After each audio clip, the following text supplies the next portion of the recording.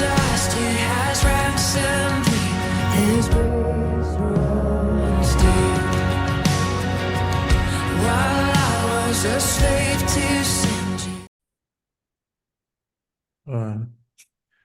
Depuis un moment, nous avons commencé à enregistrer les enseignements que nous sommes en train de donner et nous les mettons sur notre plateforme sur YouTube. Et nous allons continuer à le faire de cette façon pour que ce soit une bénédiction pour plusieurs d'entre nous. Ceux et celles qui, des fois, n'arrivent pas à joindre les cultes à cause du travail, des cours ou pour une autre raison. Ils peuvent donc y avoir accès en ligne. Nous commençons, comme je l'ai dit, une nouvelle session, mais avant d'aller dans l'enseignement de ce soir, j'aimerais déjà nous annoncer la nuit de prière que nous aurons à la fin de ce mois. Donc, le 29, c'est-à-dire le vendredi de la semaine prochaine, nous aurons une nuit de prière. Si tu n'as jamais assisté à une nuit de prière, assiste à celle-là. Essaye d'assister, allons-y du début à la fin. Donc, cette nuit de prière sera le 29 mars 2024. Nous commençons à minuit et nous prions pendant environ 1 heure, 2 heures, avec un moment de partage de la parole de Dieu par l'un d'entre nous, l'une d'entre nous, pendant environ 10 à 20 minutes. Mais nous maximisons le temps que nous avons en prière.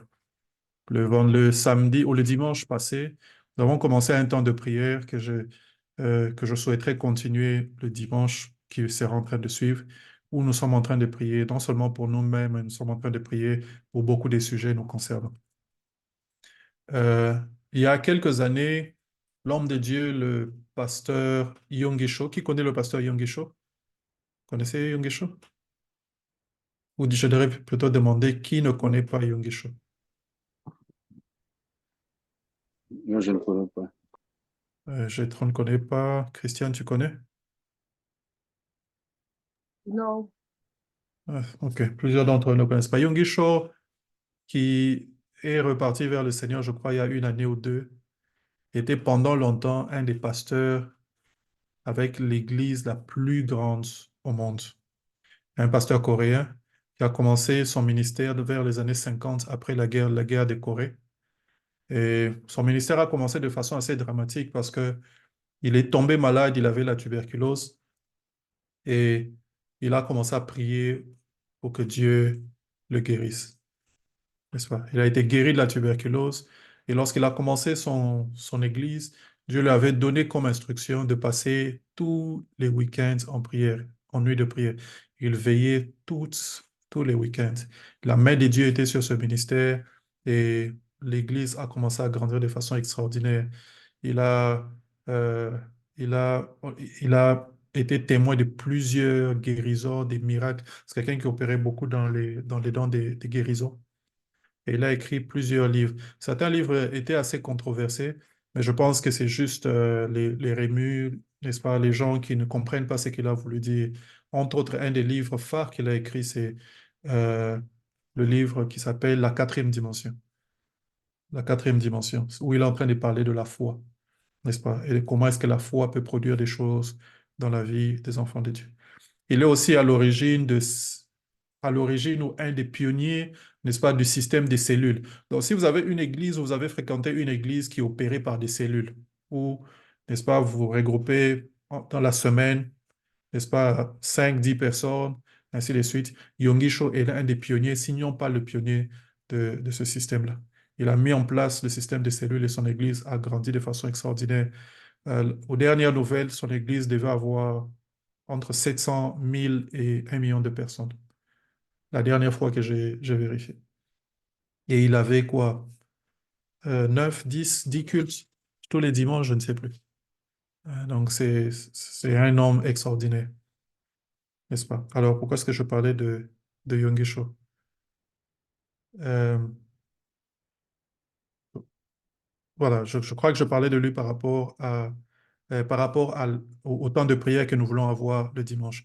Alors il a enseigné aux gens comment prier de façon pratique par un système qu'il appelle la prière des vagues. Ce n'est pas dans la Bible. Ce n'est pas biblique dans le sens où vous ne trouverez pas ça dans la Bible. Mais de façon pratique, ce qu'il est en train de dire, c'est que si vous voulez prier n'est-ce pas? Et ne pas vous fatiguer pendant que vous êtes en train de prier et vous assurer que vous avez prié pour tous les sujets que vous avez. Vous pouvez vous garder à l'esprit l'image des vagues. Lorsque vous lancez une pierre dans un lac, il y a des vagues qui se forment, concentriques, et les vagues vont de l'intérieur à l'extérieur. Il dit, lorsque vous êtes en train de prier, faites aussi la même chose. Commencez par prier pour vous-même et priez pour les sujets qui vous concernent, votre vie spirituelle, votre âme, votre corps. Et ensuite, quand vous avez fini de prier pour vous-même, commencez à prier pour les personnes les plus proches. Priez pour votre époux, vos enfants. Vous priez pour vos frères et sœurs, ainsi de suite. Et puis vous allez ainsi de suite pour l'Église, pour plusieurs autres, ainsi de suite, pour prier pour le monde, ainsi de suite. Et c'est comme ça qu'il a enseigné, entre autres, comment prier. Et nous avons commencé à faire ce genre de prière le dimanche passé et nous allons continuer ce dimanche. Et lorsque vous priez de cette façon, vous vous rendrez compte que vous priez très facilement pendant longtemps. Et donc, je vous invite à être là le dimanche. Donc, nous avons eu des prières la semaine prochaine, mais le dimanche, nous avons notre temps de prière hebdomadaire. Voilà, nous commençons ces semaines un nouvel enseignement. Le thème, c'est comment bâtir une muraille autour de ses acquis. Comment bâtir une muraille autour de ses acquis. Comment est-ce que tu peux bâtir une muraille autour de ses acquis? Lorsque j'étais en train d'introduire ce message au début de la réunion, j'ai dit que lorsque moi j'ai commencé ma vie chrétienne, une des choses qui m'a gardé, une des choses qui m'a aidé, c'est d'avoir compris ces vérités. D'avoir compris les choses qui te permettent de te garder enflammé pour Dieu, de te garder dans la foi, enraciné en Dieu. Lorsque tu comprends ces choses très tôt, n'est-ce pas, tu t'épargnes beaucoup de problèmes dans la suite. Parce que certaines personnes viennent dans la vie chrétienne et ils se demandent comment est-ce que l'on fait pour rester une année dans la vie chrétienne. Et c'est une question valide. C'est une question qu'il ne faut pas juste rejeter. Il ne faut pas dire à ces personnes-là, non, non, non, toi seulement viens, non, non, sois seulement chrétien. Non, c'est une question valide. Il y a des gens, quand ils commencent leur vie chrétienne, ils voient toutes les difficultés qu'ils ont, n'est-ce pas? Avec tout ce que l'on a comme distraction, avec toutes les choses auxquelles nous avons accès en tant que jeunes, ou en tant qu'homme, en tant que femme, avec toutes les choses que l'on entend autour de nous, n'est-ce pas? Toutes les choses auxquelles on a été habitué. On se pose la question de savoir comment est-ce que l'on se maintient dans la vie chrétienne. Et c'est une des questions que moi, je me posais. J'ai commencé ma vie chrétienne, j'avais 16 ans. Je sortais d'une vie, en tout cas, Dieu m'a épargné, où déjà très jeune, tu as commencé à entendre ou à discuter des questions des femmes, des trucs comme ça. Parce que j'étais jeune et j'ai resté tout le temps avec, euh, avec mon frère. Les amis de mon frère aîné, mon grand frère qui avait 3 ans de plus que moi, étaient aussi mes amis. Donc, ce dont ils parlaient, moi, j'entendais. Eux, ils étaient dans leur puberté. Moi, j'étais déjà en train de suivre, d'entendre ces choses. Je parlais avec la sœur Sylvie il n'y a pas très longtemps. Je crois que c'était je crois que c'était cette semaine ou la semaine passée, n'est-ce pas, des enfants, comment on élève les enfants, des choses des fois dont on a besoin quand on élève les enfants. On discutait, on partageait. Et la question n'est-ce pas, de tous ces sujets à caractère sexuel est venue sur la table.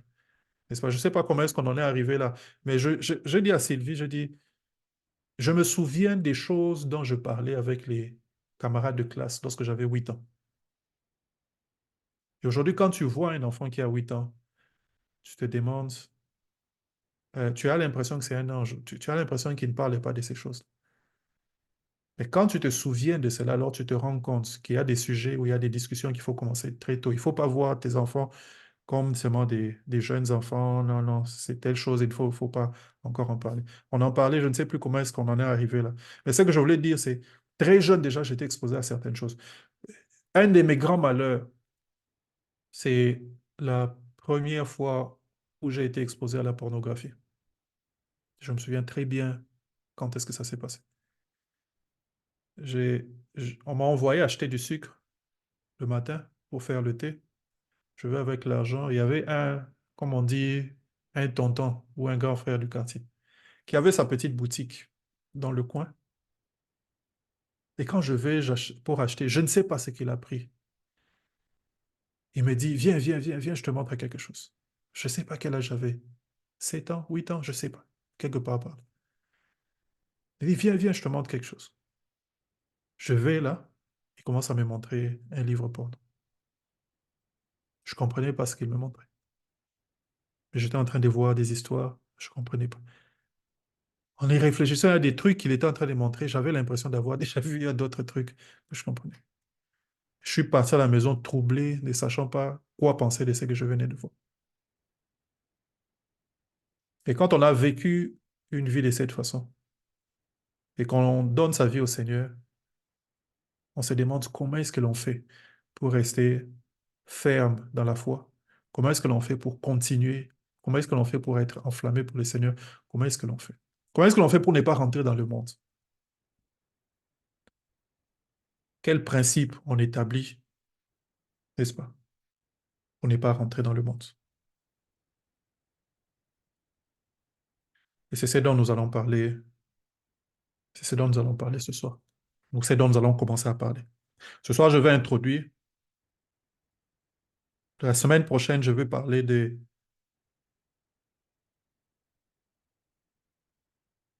des pertes, la notion des pertes. Et la semaine qui va suivre, je vais parler de comment est-ce que on bâtit une muraille autour de ces acquis. Ouvrez avec moi la Bible. Lisons Colossiens chapitre 1, verset 12. Quelqu'un m'aide à lire Colossiens chapitre 1, verset 12.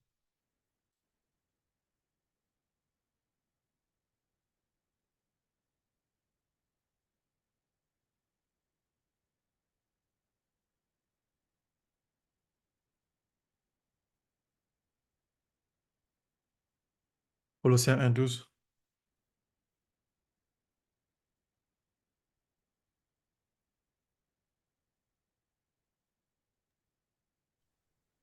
Colossiens 1:12. Mhm. Rendez grâce au Père qui vous a rendu capable d'avoir part à l'héritage des saints dans la lumière, qui nous a délivrés de la puissance des ténèbres et nous a transportés dans le royaume du Fils de son amour. Et Oui. non, débordé, hein. Non, non, Juste non, là. non. Non, non, c'est bon. Colossiens chapitre 1, 12. La Bible dit, rendez grâce au Père qui nous a rendus capables d'avoir part à l'héritage des saints. Qui nous a rendus capables d'avoir part à l'héritage des saints. N'est-ce pas? Lorsque Dieu nous a sauvés, il nous a donné la capacité, n'est-ce pas, non seulement, n'est-ce pas, d'avoir des promesses, mais d'avoir part, d'avoir, n'est-ce pas, de puiser dans l'héritage des saints. Parce qu'il y a un héritage des saints dans la lumière. Il y a des choses qui sont réservées aux saints dans la lumière. Il y a des choses que Dieu donne à ses enfants. Il y a des choses que Dieu donne à ceux qui sont nés de nouveau. Et lorsque tu as été né de nouveau, n'est-ce pas, il t'a rendu capable d'avoir part à cet héritage. Cet héritage n'est plus étranger, c'est quelque chose que tu as. C'est quelque chose que tu possèdes. C'est quelque chose qui n'est pas juste, n'est-ce pas, quelque chose dont on parle, n'est-ce pas? Mais c'est quelque chose que tu as, que tu possèdes. C'est lui qui naît des dieux entre en possession des promesses de Dieu. La Bible ne nous dit pas qu'après après être né de nouveau, tu dois faire quelque chose de particulier pour entrer en possession de ce que tu as. Non. La Bible nous dit que nous sommes héritiers, que nous sommes co-héritiers avec Christ. La Bible dit que nous avons part et nous a rendus capables d'avoir part à l'héritage des saints. Ces choses nous sont acquises. Ça, c'est une première réalité lorsqu'il s'agit de la vie chrétienne et de la marche avec Dieu qu'il faut accepter et reconnaître. Dieu t'a déjà rendu capable d'avoir part à l'héritage des saints dans la lumière, n'est-ce pas? Et Paul est en train de dire, rendons grâce à Dieu qui nous a rendus capables d'avoir part à l'héritage des saints. Il ne te pose pas une autre condition pour avoir la vie que tu as reçue. Il ne te pose pas une autre condition. C'est lui qui est né de Dieu, a reçu la vie de Dieu. N'est-ce pas? Dans 1 Jean chapitre 5, notez avec moi 1 Jean 5, le verset 12. Elle dit, nous avons auprès de lui cette assurance. Verset 12. Elle dit, c'est lui qui a le Fils, n'est-ce pas, a la vie. Et c'est lui qui n'a pas le Fils, n'a pas la vie. C'est lui qui a le Fils a la vie. Et c'est lui qui n'a pas le Fils, n'a pas la vie. N'est-ce pas? Quand Jean est en train de parler de cette façon, il est en train d'établir une réalité qui ne se dispute pas. Si tu as le Fils, ou si tu es né de nouveau, si tu as reçu Christ dans ta vie, la Bible dit que tu as la vie. Ce n'est pas quelque chose pour laquelle tu pries de nouveau. Seigneur, donne-moi la vie éternelle. Non. La vie éternelle, tu l'as reçue le jour où tu as confessé tes péchés. Tu t'es repenti et tu as donné ta vie au Seigneur. Tu as reçu la vie. La vie, ce n'est pas quelque chose que tu demandes de nouveau. C'est lui qui a le Fils à la vie. Vous voyez, lorsqu'on est de nouveau, nous avons part à l'héritage des saints dans la lumière. Dans 1 Jean chapitre 2, le verset 2, 1 Jean chapitre 2 et le verset 24, excusez-moi, la Bible dit ceci. Quiconque nie le Fils n'a pas non plus le Père. Quiconque, au verset 24. Je commence au verset 23. Quiconque nie le Fils n'a pas non plus le Père. Quiconque confesse le Fils a aussi le Père. Que ce que vous avez entendu dès le commencement demeure en vous. Que ce que vous avez entendu dès le commencement demeure en vous. Si ce que vous avez entendu dès le commencement demeure en vous, demeurez aussi dans le Fils et dans le Père. Et la promesse qui vous a faite, c'est la vie éternelle. La promesse qui vous a faite, c'est la vie éternelle. Tu as la vie, et la vie dont on est en train de parler, ce n'est pas n'importe quelle vie. La Bible l'appelle la vie éternelle. Le français ne rend pas exactement, n'est-ce pas, ne donne pas une idée exacte de ce que la vie éternelle veut dire. L'idée de la vie éternelle, pour plusieurs, c'est une vie qui ne s'arrête pas. Contrairement à celle que nous avons dans notre corps qui commence et qui s'arrête, l'idée de la vie éternelle, les gens pensent à une vie qui ne s'arrête pas. Et c'est tout ce qu'on a en tête lorsqu'on est en train de lire. La vie éternelle, c'est un terme, n'est-ce pas, qui veut dire beaucoup plus. Qui veut dire beaucoup plus. La vie biologique vient du grec bios, n'est-ce pas, qui parle de cette vie que nous avons dans le corps, n'est-ce pas? Mais la vie éternelle vient du mot grec zoé. Zoé parle d'une vie qui ne s'arrête pas, c'est-à-dire une vie en quantité, mais Zoé parle aussi d'une vie meilleure en qualité. C'est-à-dire une vie, n'est-ce pas, qui n'est pas comme celle que nous avons maintenant. Si maintenant, là, nous sommes fragiles, dans le Zoé, nous ne sommes pas fragiles. Si dans notre corps, dans la vie que nous avons dans notre corps, nous tombons tout le temps malades, dans les Zoé, nous ne tombons pas tout le temps malades. Si dans notre corps bios, n'est-ce pas, dans la vie bios, n'est-ce pas, nous sommes limités, n'est-ce pas, par le temps, par l'espace, ainsi de suite. Dans les Zoé, nous n'avons pas ces limites. Lorsque la Bible est en train de parler de la vie éternelle, elle est en train de parler d'une vie qui est au-delà, n'est-ce pas, du monde dans lequel nous sommes en train de vivre maintenant. N'est-ce pas? Et c'est la vie que nous avons reçue. Et lorsque la Bible est en train de parler de cette vie, la Bible dit que nous avons reçu cette vie. Celui qui a le Fils a la vie. Celui qui n'a pas le Fils n'a pas la vie. N'est-ce pas? Une des premières choses en marchant avec le Seigneur, c'est de reconnaître cette réalité. C'est de reconnaître cette réalité, n'est-ce pas? Lorsque tu commences à marcher avec Dieu, une des premières choses que tu dois faire, c'est de reconnaître la réalité. Je suis né de nouveau, j'ai reçu la vie éternelle. Pourquoi? Philémon chapitre 1, il n'y a qu'un seul chapitre dans le livre de Philémon, mais regardez ce que Philémon est en train de dire. N'est-ce pas? Philémon 1, verset 4 au verset 7. Le verset 6, c'est celui qui nous intéresse. La Bible dit, je rends continuellement grâce à mon Dieu, faisant mention de toi dans mes prières, parce que je suis informé de la foi que tu as au Seigneur Jésus et de ta charité pour tous les saints. Je lui demande que ta participation à la foi soit efficace à cause de Christ, en faisant connaître en nous toute espèce de bien. J'ai en effet éprouvé beaucoup de joie, de consolation au sujet de ta charité, car par toi, frère, le cœur des saints est tranquillisé. Le verset 6, comme je l'ai dit, c'est lui qui nous intéresse. La Bible dit, je lui demande que ta participation à la foi soit efficace, n'est-ce pas, pour la cause de Christ, en faisant connaître en vous toute espèce de bien. Alors, j'aimerais lire le même texte, mais dans une autre version. Regardez ce qu'ils ont dit.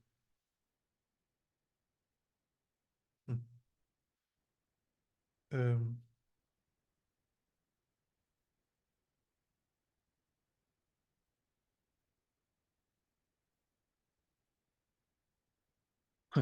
Dans la version Osterwald, la Bible dit ceci. Mais Osterwald commence à partir du verset 5, n'est-ce pas?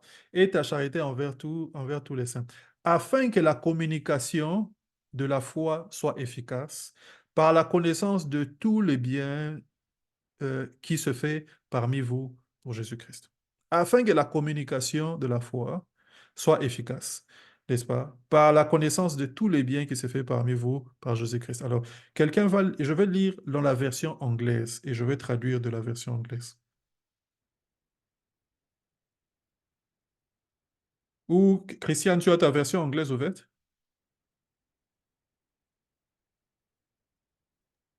Yes, Can you read it for me? it's Philemon chapter 1, verse 6, right? 6, yes.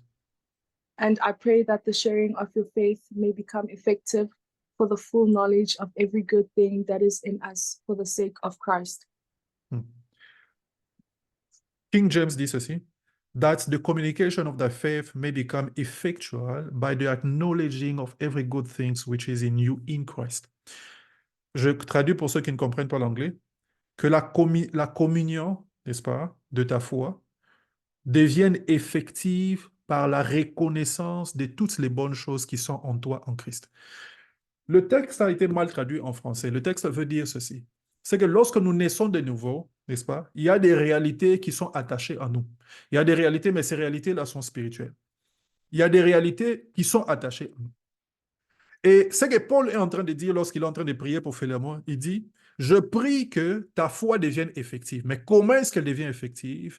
Par le fait que tu reconnais toutes les bonnes choses qui sont en toi lorsque tu as reçu Christ. Je prie que ta communion ou ta communication, le mot communion ou communication vient du grec koinonia, qui veut dire communication, participation ou communion. N'est-ce pas? Je prie que ta communion à la foi, le fait que tu es attaché à la foi, que tu as cru en Christ, que cela devienne effectif, n'est-ce pas? Que ça ne reste plus quelque chose de spirituel seulement, quelque chose dont on entend parler lorsqu'on est en train d'ouvrir la Bible et en train de la lire. Non, que ça devienne quelque chose d'effectif. Mais comment est-ce que ça devient effectif? Par la reconnaissance. Reconnaissance dans le sens où tu reconnais que tu es devenu une nouvelle création. Tu reconnais que tu n'es plus la même personne. Tu reconnais que les choses anciennes sont passées. Tu reconnais qu'il n'y a plus de condamnation, n'est-ce pas, pour ceux qui sont en Christ. Tu reconnais qu'il a effacé l'acte dont les ordonnances nous condamnaient. Tu reconnais, n'est-ce pas, que l'Esprit de Dieu qui a ressuscité Christ d'entre les morts habite en toi. Tu reconnais que la vie de Dieu est en train d'écouler en toi. La reconnaissance de toutes les bonnes choses que tu as reçues en Christ. Lorsque tu commences à les reconnaître, ta foi commence à devenir effective. C'est un mystère, n'est-ce pas, qui est caché derrière ces choses. C'est que ta foi devient effective, elle commence à produire des résultats lorsque tu commences à reconnaître les choses qui sont en toi. Voilà pourquoi la connaissance des Écritures est importante. Celui qui ne connaît pas les Écritures est en train de vivre comme est en train de vivre comme quelqu'un, n'est-ce pas, qui n'a pas de jambes. Tu ne peux pas aller loin. Tu ne peux pas vivre beaucoup de choses, n'est-ce pas? Lorsque tu lis les Écritures et que tu connais, tu sais ce que Dieu a dit de toi, ta foi devient effective. C'est comme si tout d'un coup, on a réveillé quelqu'un, n'est-ce pas? Quelqu'un qui était en train de dormir ou quelqu'un qui était dans le coma. La personne est vivante. Mais par la connaissance des Écritures, par la reconnaissance des choses que Dieu a faites, c'est comme si tu reviens à la vie et que de nouveau, tu commences à marcher, n'est-ce pas? Tu commences à faire ce que tu ne pouvais pas faire avant. Ta foi devient effective par la reconnaissance des choses que tu as reçues en Christ. Une des premières choses que tu dois faire lorsque tu deviens enfant de Dieu, c'est que tu dois commencer à reconnaître les choses que Jésus a faites dans ta vie. Tu dois commencer à reconnaître que Jésus est mort pour toi à la croix, n'est-ce pas? Et qu'à la croix, il a payé le prix de ton péché et que tu n'as plus besoin de porter ce prix-là. Tu dois reconnaître que Jésus est allé à la croix pour que ta culpabilité puisse s'en aller, n'est-ce pas? Et que tu n'as plus besoin d'être coupable des choses que tu as déjà confessées. Tu dois reconnaître que, n'est-ce pas, Dieu a dit que je ne me souviendrai plus de tes péchés. Et que lorsque tu es en train de prier, que tes anciens péchés sont en train de revenir dans ta tête, c'est le diable qui a envie de te maintenir captif. Rejette ces choses-là parce que tu es une nouvelle création. En Christ, tu es une nouvelle création. La Bible dit, si quelqu'un est en Christ, il est une nouvelle création. Il faut que tu reconnaisses, je suis une nouvelle créature. Je suis une nouvelle personne. Le mot grec qui est employé, n'est-ce pas, dans ce texte de 1 Corinthiens chapitre 5, je crois que c'est 1 Corinthiens 5, n'est-ce pas? La Bible est en train de dire, vous êtes une nouvelle création. Le mot, c'est kainos. Le mot kainos veut dire, n'est-ce pas, quelque chose de neuf. Le mot kainos ne veut pas dire quelque chose que l'on a lavé, que l'on a nettoyé, qu'on a repassé, que l'on a mis dans un sachet, non. Quelque chose qui a été recréé, n'est-ce pas? Quelque chose de créé de nouveau, n'est-ce pas? Quelque chose qui n'a jamais existé. Si on devait parler dans un langage vulgaire, n'est-ce pas, c'est quelque chose qui sort d'un sachet, n'est-ce pas? Un véhicule qui a 1 km 0, n'est-ce pas?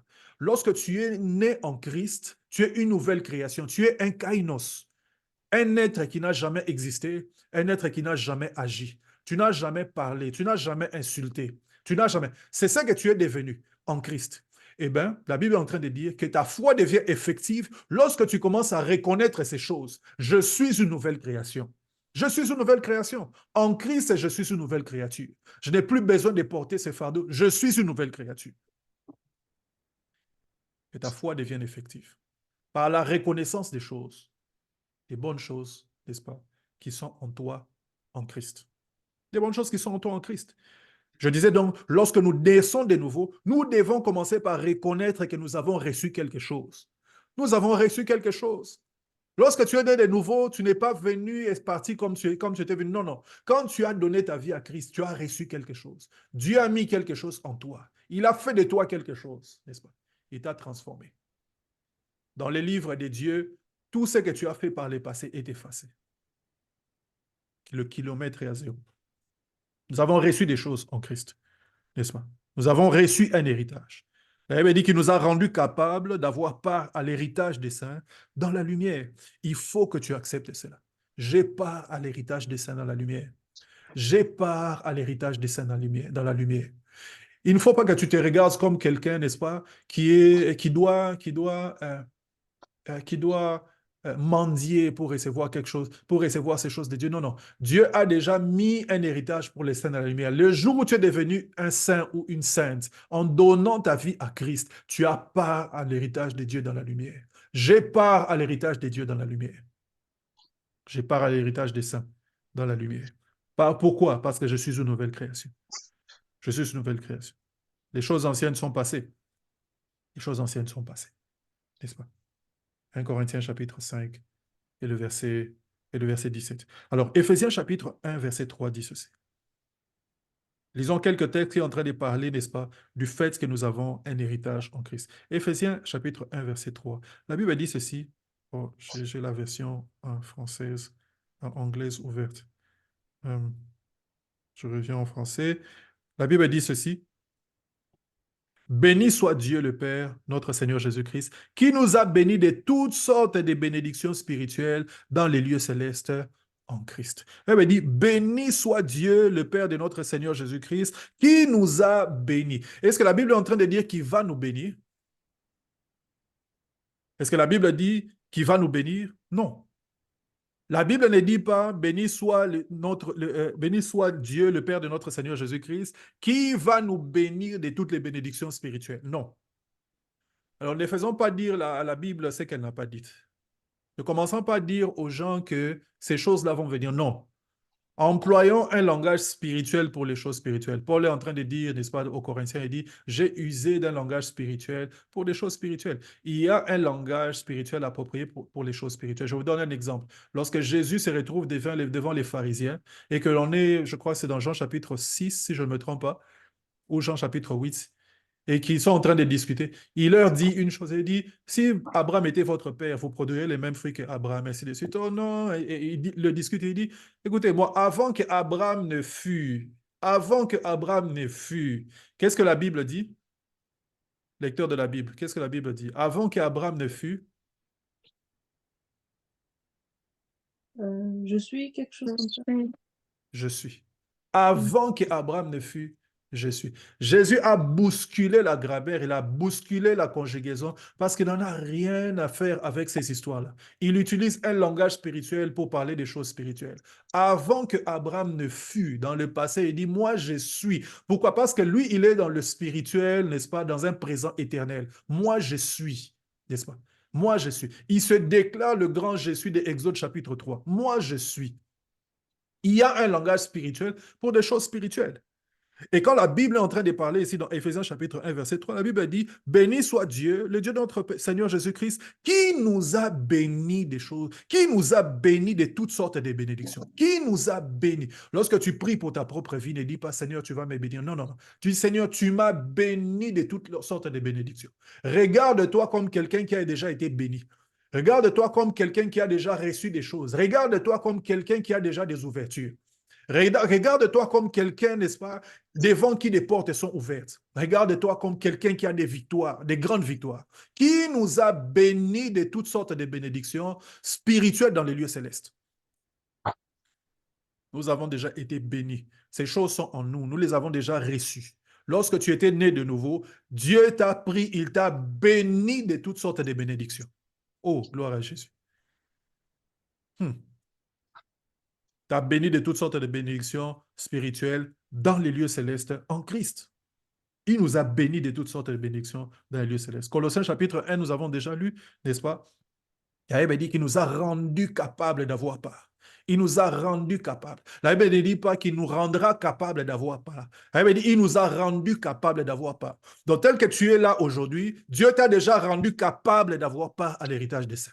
Il y a un héritage des saints, la Bible dit, il nous a rendus capables d'avoir part à l'héritage des saints dans la lumière. Il nous a rendus capables. Il y a un trésor, n'est-ce pas, quelque part. Dieu t'a déjà rendu capable d'avoir part à l'héritage des saints. Il nous a rendus capables. Il nous a rendus capables. S'agit-il de la guérison? La Bible dit, il nous a rendus capables d'avoir part à l'héritage des saints. S'agit-il des ouvertures surnaturelles, n'est-ce pas, dans ce que tu es en train de faire? La Bible dit, il nous a rendus capables d'avoir part à l'héritage des saints, n'est-ce pas?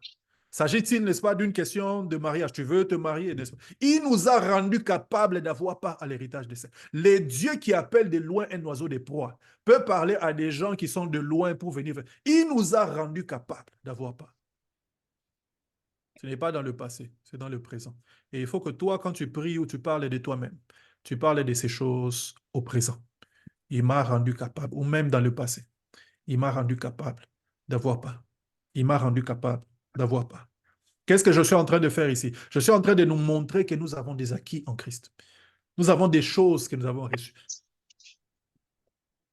Il y a des choses que tu as reçues en Christ. Il y a des choses que tu as reçues en Christ. Lisons un autre texte. Éphésiens chapitre. Actes des apôtres chapitre 26. Acte 26. Acte 26, c'est un texte que tu dois connaître. Acte 26, à partir du verset 17.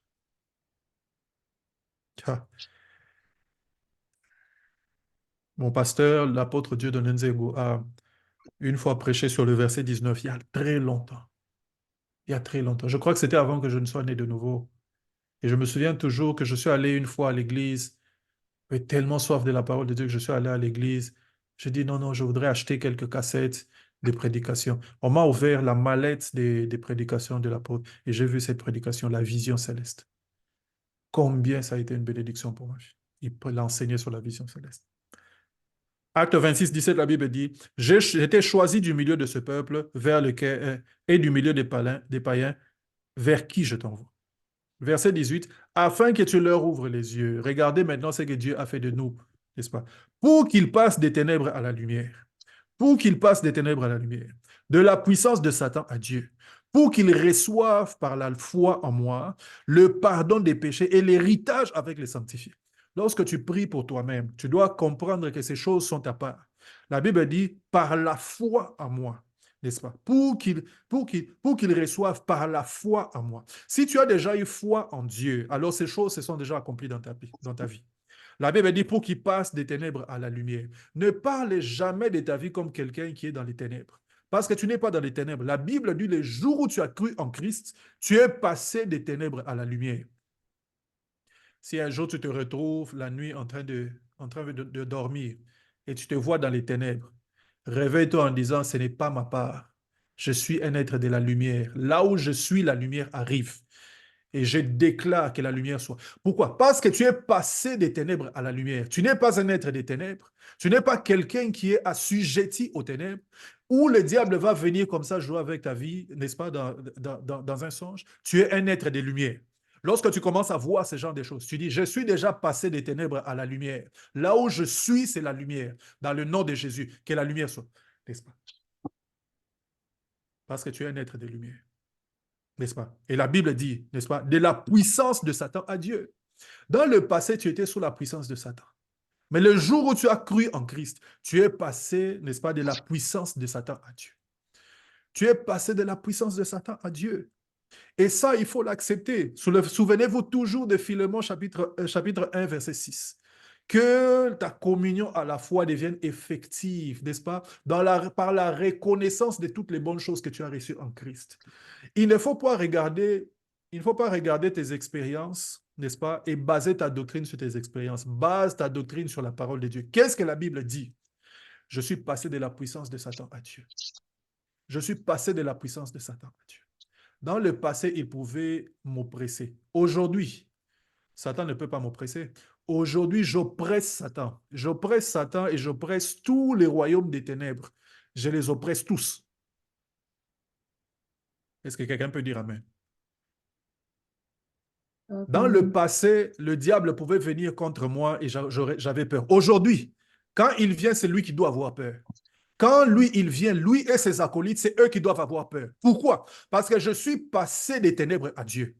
Je suis passé des ténèbres à Dieu, de la puissance de Satan à Dieu. Je ne suis plus assujetti à Satan. Je ne suis plus sous sa coupe. Il ne peut plus venir jouer avec ma vie. Non. Je suis passé de Satan à Dieu, de la puissance de Satan à Dieu. Dans les passés, il pouvait jouer avec moi. Aujourd'hui, il est sous ma coupe. Aujourd'hui, n'est-ce pas, je suis en Christ, au-dessus des dominations, au-dessus des principautés.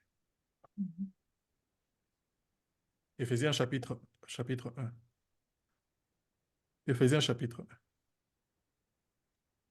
Il faut que tu comprennes que il y a des choses que tu as reçues. Lorsque tu es né de nouveau, il y a des choses que tu n'es pas venu comme un récipient plein de mauvaises choses et Dieu a juste enlevé des mauvaises choses. Non, non. Il a enlevé des mauvaises choses. Il a remplacé par des choses, des bonnes choses. Parmi les bonnes choses qu'il a remplacées, qu'il a mises en toi, il a mis des promesses. Il a donné la capacité d'avoir part à ces promesses. Il a fait de toi un être, n'est-ce pas, de la lumière. Il t'a fait passer de la puissance de Satan à Dieu. Et il faut reconnaître ces choses. Quand tu pries pour toi-même, prie pour toi-même avec cette conscience. Je suis un être, n'est-ce pas, de lumière, de la lumière. Je suis dans le royaume de la lumière. Je suis un enfant de Dieu. Éphésiens chapitre 1, verset 11. La Bible dit, en lui, nous sommes aussi devenus héritiers. En lui, nous sommes aussi devenus héritiers. Ayant été prédestinés, suivant la résolution de celui qui opère toutes choses d'après le conseil de sa volonté. En lui, nous sommes aussi devenus héritiers. En lui, nous sommes aussi devenus héritiers. L'héritier, c'est qui? L'héritier, c'est celui qui a part à un héritage. L'héritier, c'est celui qui jouit, n'est-ce pas, des biens, les biens de celui qui, les biens, n'est-ce pas, de quelqu'un d'autre. L'héritier, c'est quelqu'un qui jouit des choses pour lesquelles il n'a pas travaillé. Jésus est allé à la croix, il a payé les prix, il a travaillé, n'est-ce pas? Et par la souillure de son front, moi, je suis devenu héritier des choses qu'il m'a acquises, n'est-ce pas? Je suis héritier de Dieu. J'ai hérité des choses, n'est-ce pas, que Christ m'a acquises à la croix. Au verset 18, la Bible dit ceci. Verset 16, jusqu'au verset 18. La Bible dit au verset 16, « Je ne cesse de rendre grâce à Dieu pour vous, faisant mention de vous dans mes prières, afin que le Dieu de notre Seigneur Jésus-Christ, le Père de gloire, vous donne un esprit de sagesse et de révélation. » Vous donne un esprit de sagesse et de révélation. Pourquoi un esprit de sagesse et de révélation? Parce qu'on a besoin de voir ces choses. Bien aimé, tu as besoin que ces choses deviennent claires comme de l'eau de roche, de source. Tu as besoin de savoir que ces choses sont vraies. Tu as besoin de voir ces choses être appliquées en toi, pas en quelqu'un d'autre. Tu n'as pas besoin, il ne faut pas que ce soit comme si ces choses sont vraies, mais c'est vrai pour d'autres personnes. Non, non, ces choses sont vraies, mais elles sont vraies pour moi. Qu'il te donne un esprit de sagesse et de révélation. Qu'il te donne un esprit de sagesse et de révélation dans sa connaissance. Qu'il illumine les yeux de ton cœur. C'est ma prière ce soir. Qu'il illumine les yeux de Astrid. Qu'il illumine les yeux de Tania. Qu'il illumine les yeux de Cédric, de Benita. Qu'il illumine les yeux de notre cœur, de nos cœurs. Pourquoi? Afin que vous sachiez quelle est l'espérance qui s'attache à son appel. Il y a une espérance qui est attachée à ton appel. Il ne nous a pas appelés pour rien. Lorsque Dieu t'a appelé, il ne t'avait pas appelé pour rien. Il ne t'avait pas appelé, n'est-ce pas, dans les vides. Non, non. Lorsque Dieu t'a appelé, il ne t'avait pas appelé pour rien. Il y a une espérance attachée à son appel. Il y a des choses qu'il a prévues. Lorsque tu réponds à l'appel, ces choses-là te suivent directement. n'est-ce pas? Recherchez le royaume et la justice de Dieu. Ces choses vous seront données de surcroît. Ces choses, il y a des choses lorsque tu t'y attaches, il y a d'autres choses qui viennent après, qui te suivent. Il y a une espérance attachée à l'appel. Pour que vous sachiez quelle est l'espérance qui s'attache à son appel, n'est-ce pas? Quelle est la richesse de la gloire de son héritage qu'il réserve aux saints? Il y a un héritage. Mais l'héritage est caractérisé non seulement par la gloire, mais on dit une gloire qui est riche. La gloire, l'héritage, c'est déjà beau. Mais l'héritage est glorieux. Non seulement c'est glorieux, mais c'est glorieux de façon riche, de façon variée. N'est-ce pas? Pour que vous sachiez, n'est-ce pas, quel est l'héritage qui est attaché n'est-ce pas? Quelle est l'espérance qui est attachée à l'appel? Quelle est la richesse de la gloire de son héritage et qui est réservée aux saints? Et la Bible dit au verset 19, et quelle est envers nous qui croyons l'infinie grandeur de sa puissance, se manifestant avec efficacité par la vertu de sa force. Lorsque tu es né de nouveau, il y a des choses que Dieu a attachées à ta vie. Ce sont tes acquis. Ce sont des choses que tu as eues. Ce ne sont pas des choses pour lesquelles tu dois encore supplier. Ce sont des choses auxquelles tu as accès. Dieu t'a rendu capable d'avoir accès à ces choses. Et regardez, il dit, quand il parle maintenant de cette puissance, au verset 20, il dit, il a déployé en Christ en les ressuscitant des morts. S'il y avait une chose difficile à faire pour Dieu, si jamais il y avait quelque chose de difficile pour Dieu à faire, c'était ressusciter Christ. Ressusciter Christ, c'est la chose qui aurait pu être la plus difficile pour Dieu. Pourquoi? Parce que c'est la chose qui serait la plus combattue, n'est-ce pas, par le diable. Mais Dieu a ressuscité Jésus. Si Dieu a ressuscité Jésus, il peut ressusciter des choses aussi dans ta vie. S'il a ressuscité Christ, il n'y a rien de compliqué pour lui dans ta vie. Amen. Si Jésus qui était mort, allé dans les régions inférieures, est sorti, n'est-ce pas, de la tombe. Si Dieu a pu le faire, il n'y a rien d'impossible pour lui. Et la Bible dit, il a déployé cette puissance en Christ, en le ressuscitant des morts et en le faisant asseoir à sa droite dans les lieux célestes. Et j'aime la suite. Au-dessus de toute domination, au-dessus de toute autorité, de toute puissance et de toute dignité. Au-dessus de toute autorité. Dans d'autres versions, là où on dit au-dessus, on dit loin au-dessus.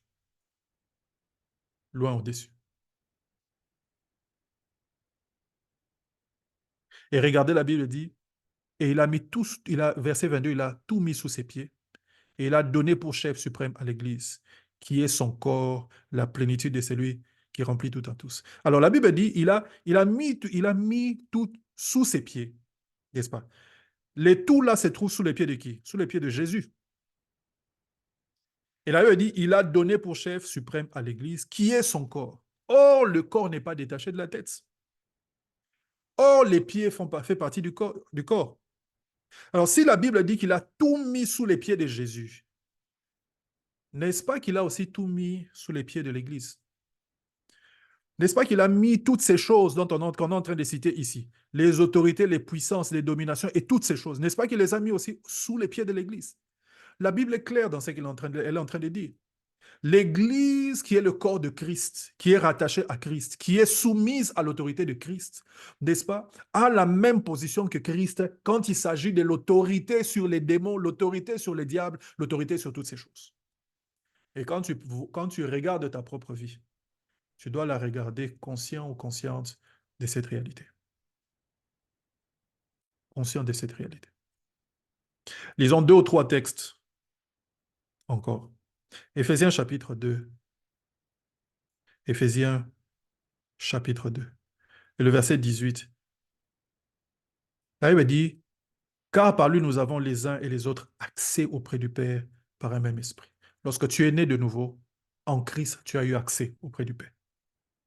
Tu as eu accès auprès du Père. La Bible dit, ainsi donc, vous n'êtes plus des étrangers, ni des gens du dehors, mais vous êtes concitoyens des saints. Vous êtes concitoyens des saints, gens de la maison de Dieu. Vous avez été édifiés sur les fondements des apôtres et des prophètes, Jésus-Christ lui-même étant la pierre angulaire. Vous êtes concitoyens des saints. Concitoyens des saints. N'est-ce pas? Je me souviens quand je suis né de nouveau, mes encadreurs dans la foi avaient l'habitude de dire certaines choses pour nous choquer.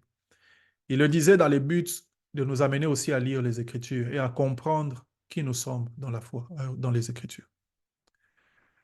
La Bible, dans les Écritures, nous appelle des saints. Quand la Bible est en train de parler de nous, en train de parler de toi et moi, la Bible parle de nous comme des saints. Et la Bible dit que nous sommes, toi et moi, concitoyens des saints. Et mes encadreurs venaient vers moi ou vers nous en train de dire Saint Cédric ou Saint Tania, Sainte Bénite ou Sainte Tania, Sainte Bénite. La Bible attache ou nous appelle de cette façon. Et nous devons accepter ces choses. Nous avons des acquis en Christ. Nous avons des acquis en Christ. Éphésiens chapitre 3, verset 6. La Bible dit, ce mystère, c'est que les païens sont co-héritiers, forment un même corps et participent à la même promesse en Jésus-Christ par l'Évangile. Ce mystère, c'est que les païens sont co-héritiers. Nous devenons co-héritiers. Et nous participons à la même promesse en Christ. Romains chapitre 8, verset 17. Romains 8 et le verset 17. La Bible dit, oh, si nous sommes des enfants, si nous sommes enfants, nous sommes aussi héritiers. Héritiers de Dieu, co-héritiers de Christ. Si toutefois nous souffrons avec lui, afin d'être glorifiés avec lui. Nous sommes héritiers de Dieu. Nous sommes héritiers de Dieu. Et donc, tous ces textes ici nous montrent quoi? Nous montrent la vérité selon laquelle nous avons des acquis en Jésus. Nous avons accès à certaines choses. Dieu a fait des choses. Ces promesses sont d'abord spirituelles, n'est-ce pas?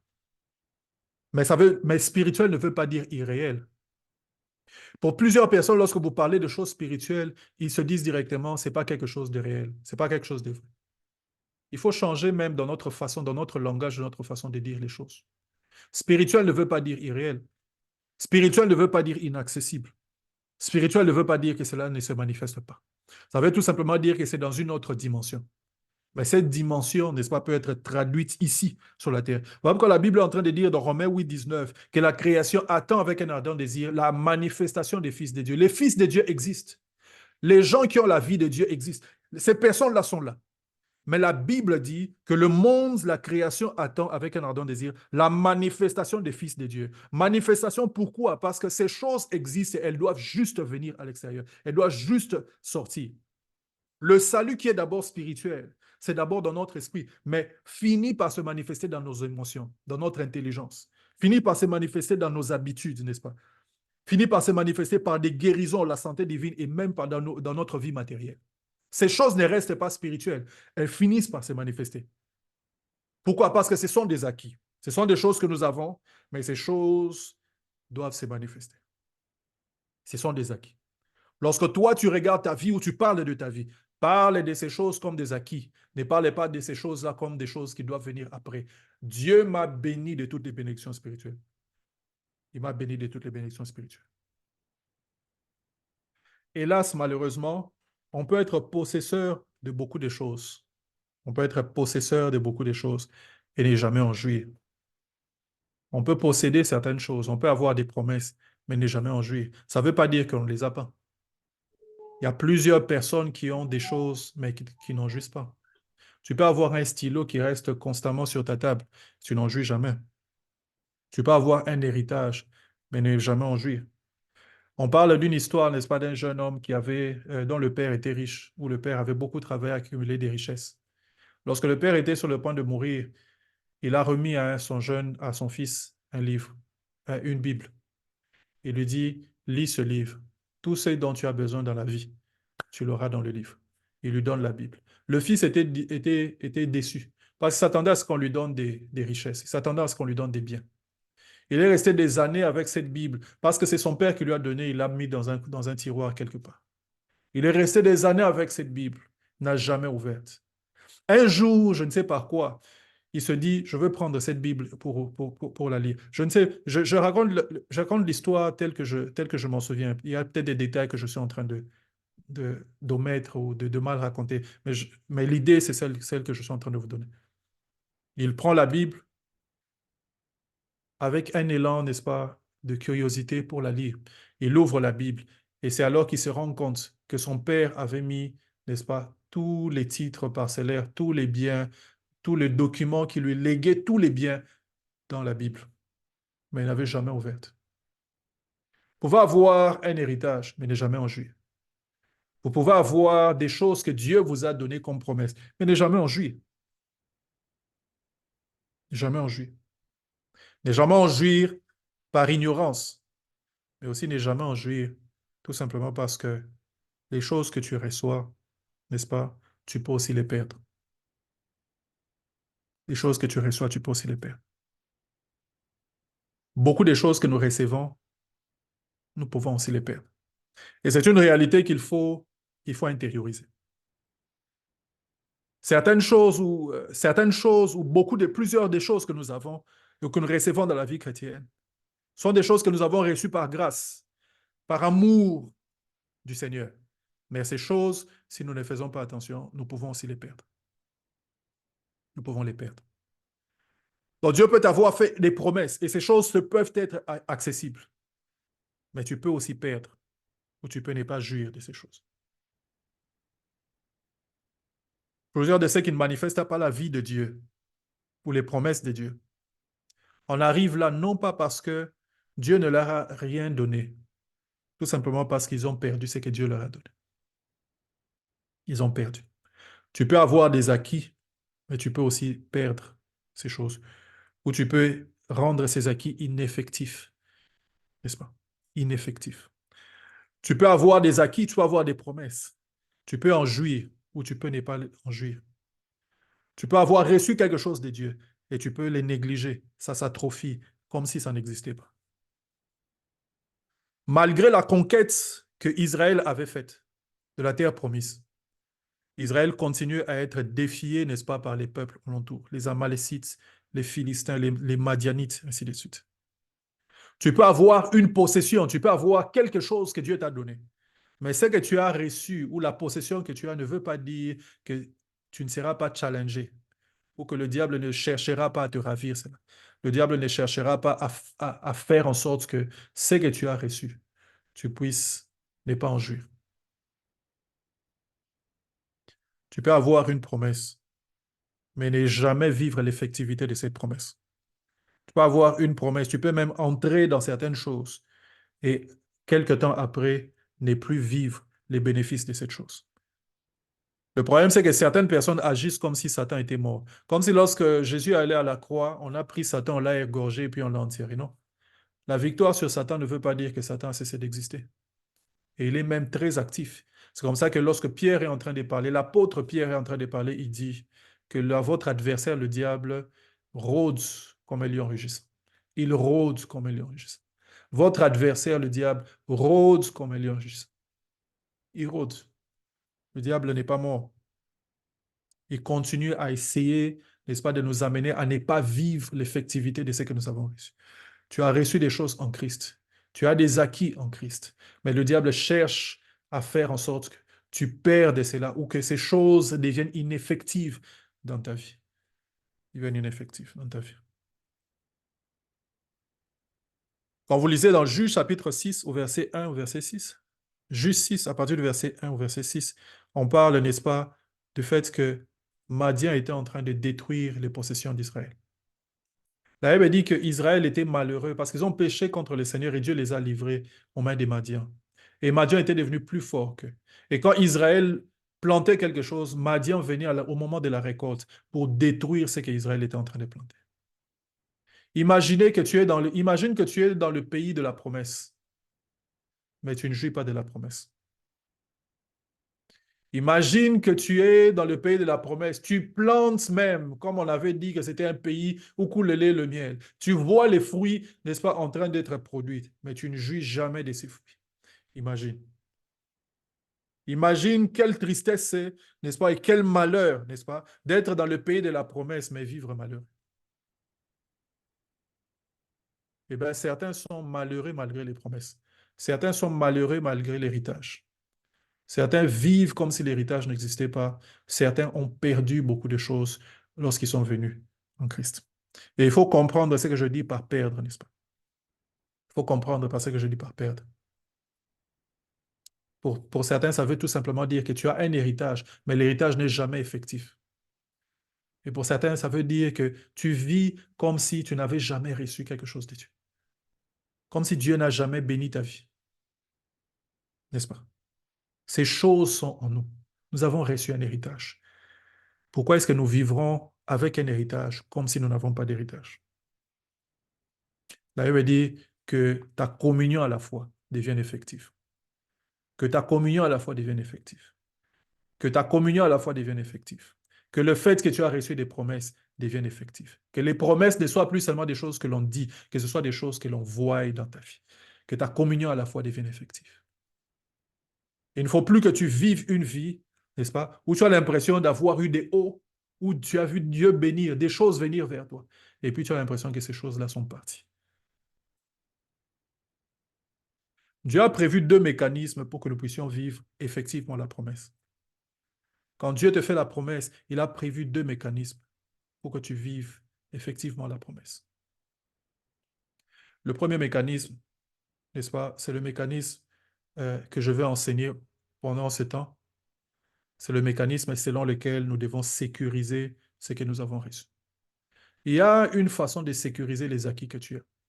Il y a une façon d'avoir reçu des promesses et de mettre en place un système qui te permet de sécuriser ces choses, que ces choses deviennent effectives dans ta vie. Que tu n'aies pas l'impression que tu as la promesse, mais c'est comme si la promesse est venue, elle est partie. Que tu as perdu les choses que tu avais reçues. Il y a une façon de sécuriser ces choses. Et la deuxième chose, c'est par le principe ou la puissance de la restauration. La restauration, c'est lorsque l'on a perdu. Eh bien, Dieu s'engage, n'est-ce pas, pour les personnes qui se repentent ou qui reviennent vers lui, à redonner les choses que nous avons reçues et même à faire en sorte que notre vie revienne à une position telle que, comme si nous n'avions jamais rien perdu. Et c'est ça la restauration. Et ce sont 2 systèmes que Dieu met en place pour nous permettre effectivement de vivre la promesse.